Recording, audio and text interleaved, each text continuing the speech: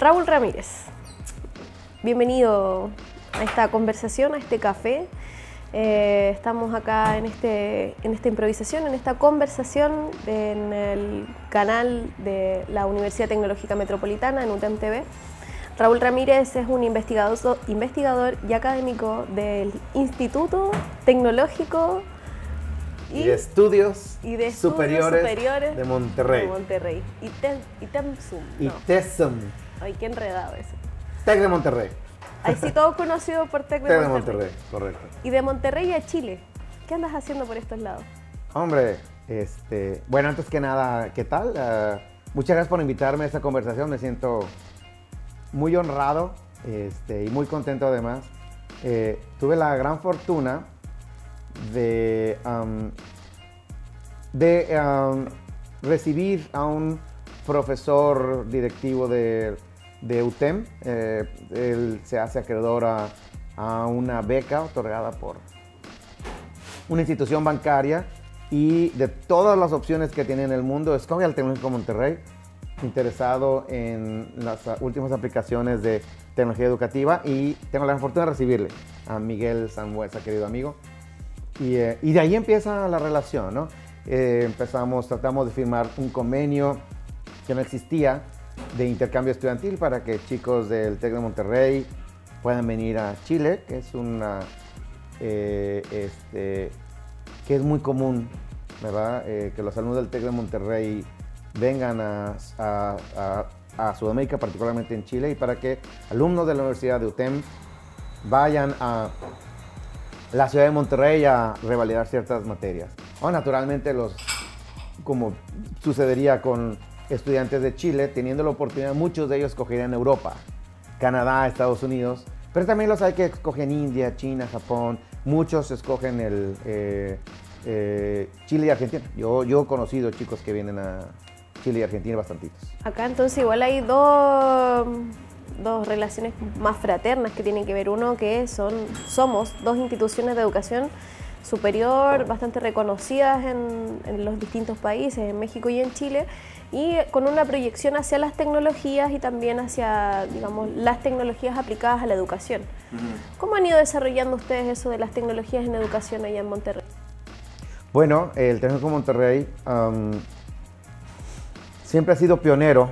Por ejemplo, la primera institución latinoamericana en conectarse al Internet fue el TEC de Monterrey. Y por mucho tiempo toda la conexión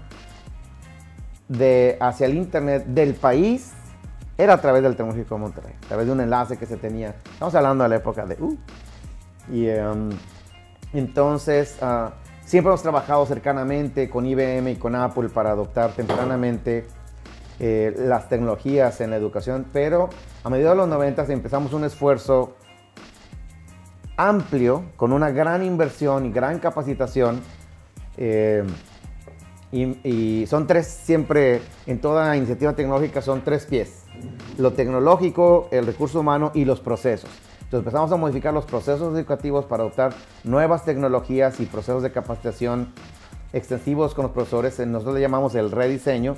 Fue cuando adoptamos el constructivismo social, aprendizaje basado en problemas, aprendizaje basado en proyectos, aprendizaje colaborativo, plataformas tecnológicas. Estamos hablando del 92, 93, fuimos los primeros.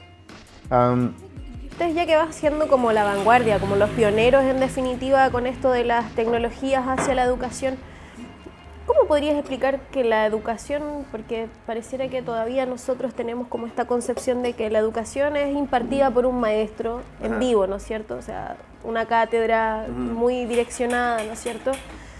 ¿Cómo median las tecnologías en este proceso educativo? Bien, cada cosa en su lugar, ¿verdad? Mucha gente argumenta que no deberíamos utilizar un método de enseñanza que tiene 2500 años, conocido desde la época de Sócrates, ¿verdad? Y mi argumento siempre ha sido que hay un motivo por el cual ese es el sistema que nosotros utilizamos de enseñanza. Quiere decir que es un método de menor energía para lograr cierta cantidad de objetivos, pero efectivamente no es capaz de cumplirlo todo. Y ahora mismo las personas que obtienen un título profesional necesitan no solamente conocimientos técnicos, sino otras habilidades habilidades que se llaman habilidades transversales, capacidad de autoaprendizaje, trabajo en equipo, inteligencia emocional, resolución de conflictos, toma de decisiones efectivas. Y eso no se enseña en la clase de física.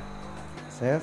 Esas son ciertas habilidades que se aprenden con la práctica. No puedes enseñarle a una persona a nadar aventándolo al agua, sino que lo tienes que entrenar, si quieres rápidamente, pero tiene que tener un cierto entrenamiento. Y es lo mismo, si tú necesitas habilidades transversales, necesitas entrenar a esas personas en habilidades transversales, y eso se hace a través de nuevas técnicas didácticas que requieren nuevas tecnologías, ¿verdad? Y ahí ustedes han ido avanzando, me imagino, de Sí. una manera bien, como tú decías, paso a paso, ¿no es cierto? Correcto. Como desde una primera inserción desde no sé, del uso del Internet a distintas aplicaciones que son hoy en día ya los usos más cotidianos, me imagino, Sí. que estamos viendo, que son móviles, son transportables, digamos que se están transformando cotidianamente en parte de nuestras vidas. Así es. Hay una gran cantidad de iniciativas de tratar de llevar tecnología a la educación que han fracasado, cada vez menos afortunadamente, pero se compraba el equipo, se traía los salones de clase y no se entrenaban los profesores, no se modificaban las técnicas didácticas. No puedes tú hacer un cambio tecnológico sin cambiar cómo se enseña en el salón de clase. Cada cosa en su lugar, como estamos diciendo. No tiene nada de malo un sistema de enseñanza tradicional, pero hay ciertas habilidades, actitudes y valores que se tienen que enseñar teniendo otras técnicas didácticas que requieren nuevas tecnologías. Entonces el TEC de Monterrey, inicialmente éramos pioneros, es decir, éramos los primeros que adoptábamos ciertas técnicas, ciertas tecnologías. Y últimamente, Tecnológico Monterrey quiere ser el innovador, el que desarrolla sus tecnologías y sus técnicas didácticas. Y, por ejemplo, antes utilizaba aprendizaje basado en problemas, aprendizaje basado en casos, ahora es aprendizaje basado en retos, aprendizaje basado en innovación tecnológica, etc. O sea, van ya transformando también esta misma, porque finalmente es una cultura la que hay detrás de esto. O sea, el migrar, como tú bien decías, de una cátedra tradicional a una cátedra que incluya tecnologías y por tanto modifica también su misma forma de ser, va evolucionando en como tú lo planteas, de ser algo que plantea un problema a lo que plantea un desafío, una posible innovación. Sí, efectivamente. Y bueno, lo más importante es confiar en el profesor. Las instituciones que hay aquí en Chile, excelentes instituciones, estoy muy sorprendido del el nivel técnico, tecnológico y de enseñanza que tienen. Verdaderamente es sorprendente. Pero todo se debe ¿a quién? A los profesores. Entonces, lo que se debe hacer es entrenar a los profesores en nuevas técnicas y tecnologías y dejarlos que ellos escojan lo que es apropiado para cada quien. Algunos tópicos se aprenden mejor con un aprendizaje invertido, que la gente estudie en casa materiales y llega al salón de clase a hacer ejercicios, resolver dudas, trabajar en equipo, discutirlo. Algunas cosas la gente se tiene que sentar y poner atención a lo que va a decir el profesor. Otras cosas se pueden hacer en aprendizaje colaborativo y dividir el tópico, se llama el rompecabezas. Divides un tópico en distintos pedacitos, cada uno de los integrantes estudia a profundidad su pedacito y luego se explica. Yo que estudié el primer pedacito, se lo explico a mis demás compañeros, porque no es difícil comprender eso. Si tú recuerdas cuando estabas en el instituto hace nada, ¿quién aprende más? Imagínate que estás trabajando con un compañero y tú le explicas al compañero. ¿Quién aprende más, el que explica o el que recibe la explicación? Todo el tiempo aprendo más cuando explico. Claro, naturalmente, porque haces una transformación en tu cerebro que va del pasado, lo que aprendiste en el pasado, proyectarlo hacia el futuro, aplicar tu conocimiento de lo que es el análisis, tratar de asociar lo que estás viendo con tu experiencia previa a la síntesis, decir, es que la cosa es así, formar una hipótesis de adentro, cuando estás memorizando, hacia afuera, que es cuando explicas y es cuando la gente verdaderamente aprende. No importa si lo haces sentado en el salón de clases hablando con tu profesor, o si lo haces a través del Facebook, o si lo haces en casa tú solo para llegar a discutir lo que conoces en el salón de clases. Lo importante es hacer esa transformación del pasado al futuro, de adentro hacia afuera y de aprender a enseñar. Qué bonito. Es como una lectura bien latinoamericana también, me parece, de lo que son el uso de las tecnologías hoy en día. Sí. Oye, Raúl, y bueno, por ahí un poquito lo íbamos perfilando, pero claro, ahí las tecnologías hoy en día están instaladas y el avance y la innovación está, digamos, en todos nosotros, desde, no sé, las computadoras que tenemos en las casas, en las oficinas, el teléfono móvil, que ya todos tenemos teléfonos inteligentes, y cada día toda esta concepción de lo inteligente se va apoderando de todo lo que conocíamos hasta ahora. Las ciudades inteligentes, los teléfonos inteligentes. Y ahí van apareciendo otros temas también que se van instalando de cómo se usan las tecnologías y, digamos, estos dos frentes, la información por un lado y las tecnologías. Tú al respecto también has trabajado bastante estos temas, ¿no es cierto? Nuevamente, cada una de ellas presenta ventajas y desventajas. Esas nuevas tecnologías tienen ventajas de accesibilidad 24/7 en cualquier lugar, ¿verdad? Y tienen también sus desventajas. Entonces es muy importante establecer cuáles son las premisas bajo las cuales esas nuevas tecnologías se pueden utilizar o no. Por ejemplo, muchísimas ventajas que tienen. Tú puedes en tu móvil acceder al banco, hacer los pagos, comprar billetes de avión, comprar los billetes para entrar al cine, efectivamente. Y la desventaja es que también es un gran distractor. Entonces se dice que la generación de ahora es multitarea, como si hubiera habido un brinco evolutivo, ¿verdad? En 20 años de unas personas que en los 50, 60, 70, 80 hacían una forma, y luego de alguna forma la evolución hizo que los chicos de ahora tuvieran una mayor capacidad de multitarea, o por la práctica o por la evolución, pero no es así.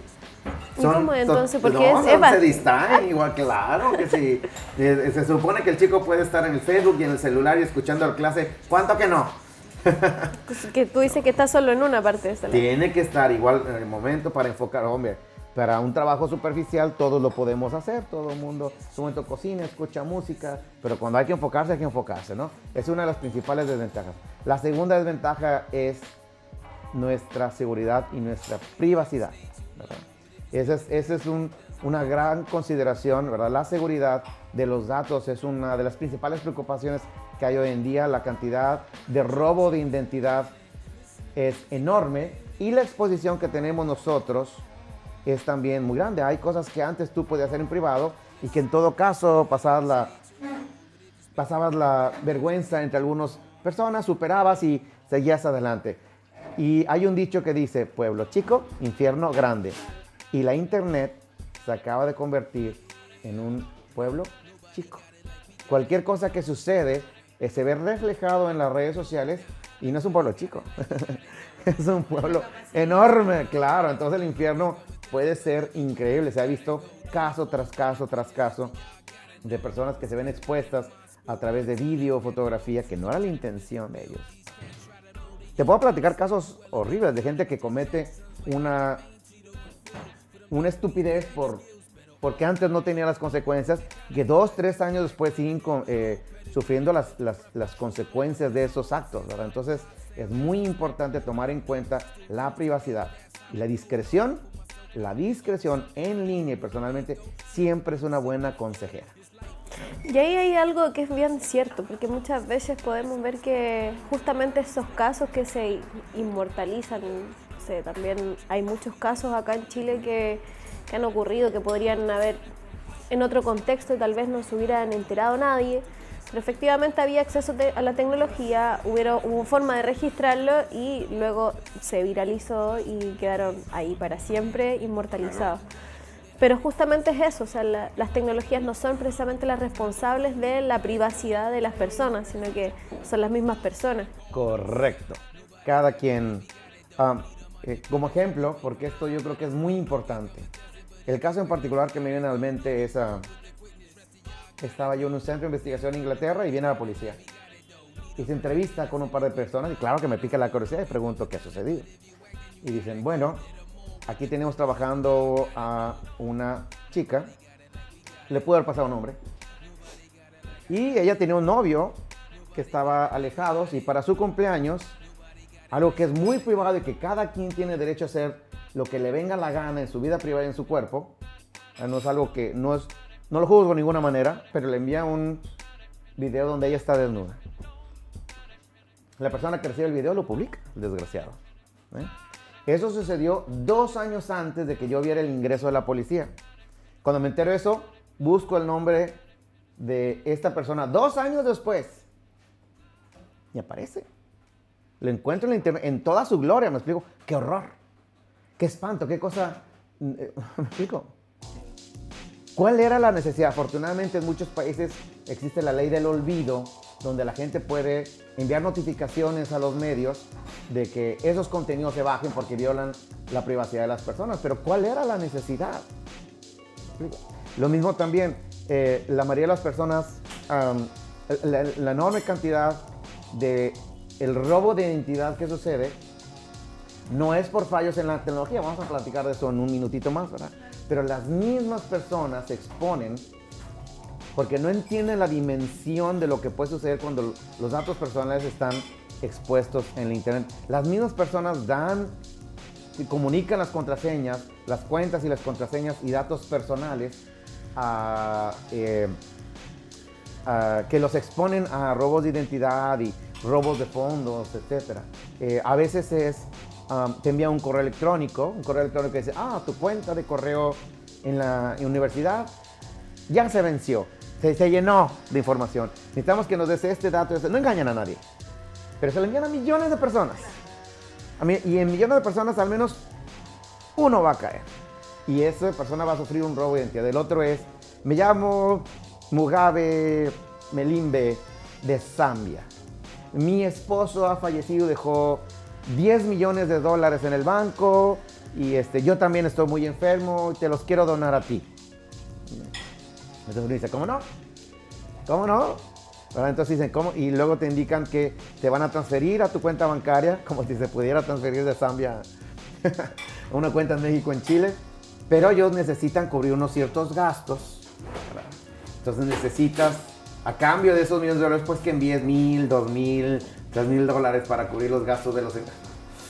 Claro, que es como el cuento del tío que le llamamos acá. Entonces uno debe ser discreto y no dejar que la ambición te gane. Si algo se ve demasiado bueno, normalmente... Pero muchas veces no es necesario llegar a ese extremo, que claro, ya como que un poco rey en lo burdo, ¿no es cierto? Del solicitar dinero o el solicitar las claves, qué sé yo, pero hay otras informaciones que están permanentes y que ni siquiera son necesarias que las pidan.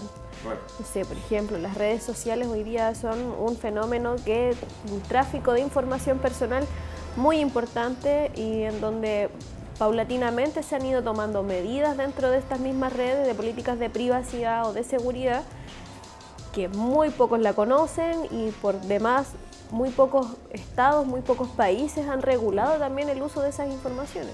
Eso es muy importante también, porque eso no solamente es exposición a riesgos presentes, sino futuros. Las redes sociales, todas, son gratis y cuestan. Se necesitan tener cientos de servidores, cientos de procesadores, anchos de banda enormes y sistemas de almacenamiento enormes que cuestan un dineral. ¿Quién lo paga? Bueno, pues la compañía, ¿verdad? ¿Quién lo paga? La compañía. La compañía de la red social. Pero es una empresa que gana dinero. ¿De dónde saca el dinero? ¿Cuál es el producto que vende una red social? Nosotros. Entonces imagínate que tú te casas, tienes a tu bebé, sube las fotos del bebé a la red social. Toda la información que está en la red social, sí es cierto que hay leyes de protección, ¿verdad? La información que yo subo a la red social no puede ser compartida, pero la red social es dueña de la información. Toda la información, mis fotos, mis actividades, mis hobbies, pertenecen a la red social. Si yo subo las fotos de mi hijo o de mi hija, si esa persona se hace famosa, la red social tiene las fotos para venderlas. Y no me tiene que dar un centavo.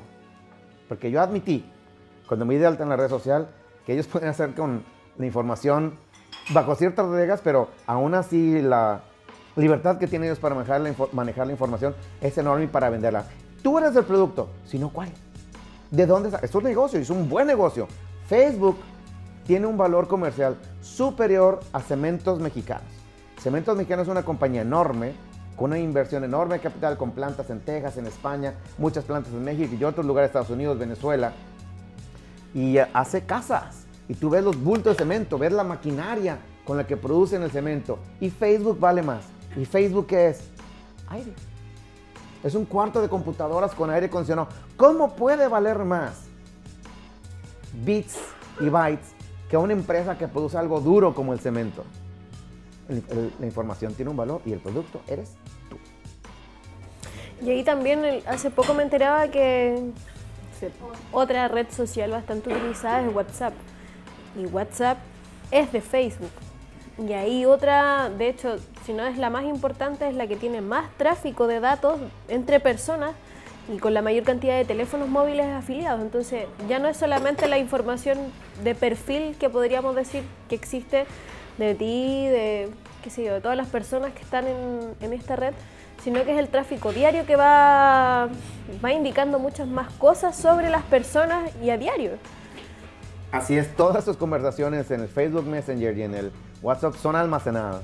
Están almacenadas en algún lugar de esas redes sociales y les pertenecen. Ellos pueden analizar esas conversaciones y sacar las conclusiones. Y bueno, ¿y qué es lo que venden de ti? Pues es información comercial. La intención es hacer campañas publicitarias dirigidas hacia ti a través del análisis de datos, que es uno de los temas que nosotros estamos discutiendo actualmente aquí en la UTEM. Análisis de datos, más bien orientados a salud y medio ambiente, ¿verdad? Pero muy bien que podríamos analizar los datos personales a través de texto libre y tratar de encontrar cuáles son sus preferencias. Hay muchísimos casos donde las campañas publicitarias adivinan las preferencias del usuario antes de que esta persona esté consciente, incluso, nada más analizando los patrones de compra. Y así es como funciona. El internet es gratis por la publicidad. La televisión es gratis por la publicidad. Entonces, básicamente funciona así. Yo doy información a la red social suficiente para que esa pueda vender publicidad de mayor valor dirigir. En el fondo, no exageremos, no le hace daño a nadie, ¿no? En la realidad, el 99% de las veces se traduce en que cada vez que yo entro a la red social, simplemente me aparecen mensajes de publicidad en las bandas y eso es todo. No es grave, ¿no? Se puede vivir con eso. Sí. Simplemente hay que ser suficientemente consciente del grave daño que puede suceder si yo no guardo una discreción apropiada, ¿verdad? Entonces, si en un pueblo chico el infierno es grande, en Internet el infierno es insufrible, ¿verdad? Oye, y tocaste ya, yo creo que el tema final que me interesa, que también lo has trabajado, por lo que me fijé, que tiene que ver con el Big Data. O sea, de partida, y yendo un poquito más atrás, ¿qué es el Big Data? Muy bien. Se instala de repente como, qué sé yo, como si fuera un software, como si fuera una plataforma, pero en realidad es más complejo que eso. Es más complejo y es también más simple. En algunos aspectos es muy simple, como todo en la vida, ¿verdad? Empieza simple y luego se puede poner complicado. Bueno, funciona más o menos así. Desde siempre, la memoria computacional y sobre todo el almacenamiento del disco fueron caros. A todo el mundo le pasó, como nos pasa ahora en los móviles, que el almacenamiento se acaba. Y entonces, es un sufrimiento, que he comprado otro disco y eran muy caros. Y el precio del almacenamiento en el mundo fue bajando de forma significativa. Llega un momento que llega a $1 el giga, estamos hablando de hace varios años, y ya está a centavos de dólar el giga. Eso nos permite almacenar una gran cantidad de información. De hecho, hace algunos años pasamos a la cultura de no tener que borrar nada. Antes pasabas horas usando el correo electrónico y borrabas porque el almacenamiento se había llenado, se llenaba tu disco y borrabas porque se había llenado el disco. Hace mucho, cuando se implementa la nube tiene un almacenamiento que raya en lo infinito. Así como la Internet nos da a nosotros una memoria infinita, no hay nada que no pueda recordar con la Internet. Las fechas de la independencia de todos los países, los próceres de la independencia, la diferencia entre gimnasio y magnesia, lo que sea, ¿no? Todo los cumpleaños de todos tus amigos. Exactamente, memoria infinita.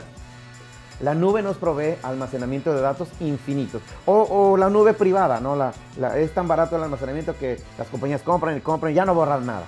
Entonces empieza a almacenar toda la información que genera la humanidad y resulta que el análisis de esa información provee de una enorme cantidad de beneficios. Un ejemplo, el área metropolitana de la ciudad de Monterrey tiene problemas de contaminación como cualquier área metropolitana moderna. Y entonces, ¿qué hacemos para reducirlas? Primero tenemos que entender cuál es la principal fuente de emisiones, pero sabemos nosotros con precisión cómo se produce la contaminación. Sabemos cómo se produce de los automóviles, de las fábricas, de la extracción de minerales, etc. La pregunta es que no tenemos los recursos ni podemos darnos nosotros el lujo de controlar todas las industrias, porque la pérdida de empleo sería enorme. Si empiezas a limitar la producción industrial, la utilización de automóviles y la extracción de minerales, pues pierdes una enorme cantidad de empleos y mucha gente no va a poder mantener sus familias. Es una responsabilidad social muy importante. ¿Qué hacemos? Pues hay que concentrarnos entonces en aquellos productores de contaminación que nos son más importantes, de preferencia el 20-80, ¿no? El 20% de los contaminantes, de los contaminadores que producen el 80% de los contaminantes, mínimo 30-70, pero no podemos enfocarnos en todos porque los costos son enormes, nos enfocamos en algunos. Y eso se puede realizar con un análisis estadístico de Big Data. Analizamos grandes volúmenes de información y podemos poco a poco ir señalando cuáles son las reglas de causalidad, cuáles son las principales leyes de causalidad, qué es lo que causa la mayor parte de la contaminación. Lo mismo con enfermedades. Hoy día, las principales enfermedades que sufre la población son la obesidad, la diabetes y la hipertensión. Están carísimas al Estado. Carísimas. El hecho que la gente esté acostumbrada a comer comida en altos carbohidratos con Coca-Cola desde chico, eventualmente se traduce en enormes costos para el sistema sanitario, más de lo que la gente aporta con su seguridad social. Entonces, ¿cómo podemos controlar eso? Los costos son enormes. O sea, no puedes decirle, es inútil decirle a la gente, no tome refresco de cola, ¿verdad? No consuma productos ricos en grasas y carbohidratos. Entonces, lo que podemos hacer es hacer un análisis estadístico, ver cuáles son las personas que están en más riesgo, cuáles son las principales reglas de causalidad, tratar de encontrar el 20% de los factores culturales que te causa el 80% de las consecuencias en salud y tratar de enfocarse a esos. Y eso puede hacer con análisis complicados que requieren ciencia de los datos, pero sobre enormes volúmenes de información que requieren Big Data. Big Data y ciencia de los datos son juntos, pero no es lo mismo. Big Data es la capacidad de procesar terabytes de información, y ciencia de los datos es las matemáticas que soportan las conclusiones que se realizan al analizar esos datos. Y es uno de los temas más importantes que estamos tocando en esta visita. Y por último, para terminar, ¿por qué es importante rescatar esta forma, la ciencia de los datos y el Big Data? Representa dos factores importantes. Uno es el económico y el social. Entonces, los sistemas de salud, ahora mismo los sistemas ambientales, están al límite, ¿no? No es posible obtener más recursos. Todo el mundo pide, pedir no empobrece, pero cada vez que alguien pide, alguien tiene que pagar. ¿Y de dónde sale el dinero? Si es el gobierno, sale de tu bolsa, son de los impuestos. Les aumentamos los impuestos. Y lo mismo con el sistema de salud. Si se requiere atender más personas por problemas de salud, se requiere invertir más en hospitales, en entrenar, y los costos son enormes y no hay. Porque la población no crece. ¿De dónde sacamos más impuestos? Se nos cobran bastantes, ¿verdad? Entonces es muy importante optimizar el ejercicio de recursos y y eso nos ayuda a enfocarnos a más eficiente de los recursos. Aún así, en problemas ambientales, en problemas de salud, en problemas de mercadotecnia, se trata acerca de las vidas de las personas. Lo que queremos es que gente tenga capacidad de tener un mejor de vida, que esa vida, un mejor nivel de vida, que esa vida sea de calidad. Y al final de cuentas siempre se trata de pesos, centavos y de gente. Si viven mejor o si dejan de sufrir. Y eso es la importancia de todo esto. Y todo esto en medio de un mundo que va girando cada vez más rápido, con más información y todo. Más y más información. El Big Data se define, estamos bajo una situación de Big Data, estrictamente hablando, cuando se genera más información que la que yo puedo procesar. Perfecto. Oye, Raúl, bueno, súper agradecidos de que hayas compartido el café, el té con nosotros. Va a estar disponible esta conversación en utem.tv. También vas a estar disponible a través de las redes sociales, porque todos estamos en las redes Me sociales. parece muy bien, sí. Y bueno, supongo que vamos a tener más noticias tuyas en próximos viajes y así como también de próximas personas que viajen desde el UTEM hacia Monterrey. Sí, Así esa es que la por ahí intención. me parece que vamos a tener una bonita relación con el Instituto Tecnológico de Estudios Superiores de Monterrey en Monterrey. Yo estoy de acuerdo con eso y a mí me gustaría también que se ampliaran las relaciones con la Universidad Tecnológica Metropolitana del Estado de Chile. Entonces, yo estoy seguro que eso va a pasar en el futuro. Muchísimas gracias por invitarme aquí a charlar contigo, con ustedes, y que vuelva a suceder. En la próxima nos volveremos a ver. Me parece muy bien. Muchas gracias. De nada. I just can't understand